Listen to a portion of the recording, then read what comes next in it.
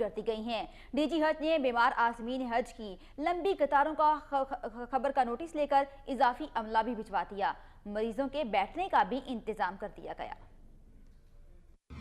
وقت نیوز کی خبر پر وزارت مذہبی امور حکام حرکت میں آ گئے۔ ڈی جی حج ڈاکٹر سعدی یوسفانی نے پاکستانی عازمین حج کو درپیش میڈیکل مشکلات کا نوٹس لے لیا۔ پاکستانی حج مشن میں بیمار عازمین حج کی لمبی قطاروں کا انکشاف ہوا تھا، جس کے بعد اضافی عملہ بھجوا کر وہاں نشستیں رکھوا دی گئی ہیں۔ ڈی جی حج ڈاکٹر سعدی یوسفانی نے عملے کو ہدایات دی ہیں کہ ان کے لیے کوئی VIP شخص نہیں ہونا چاہیے۔ حاجی اللہ کے مہمان ہیں۔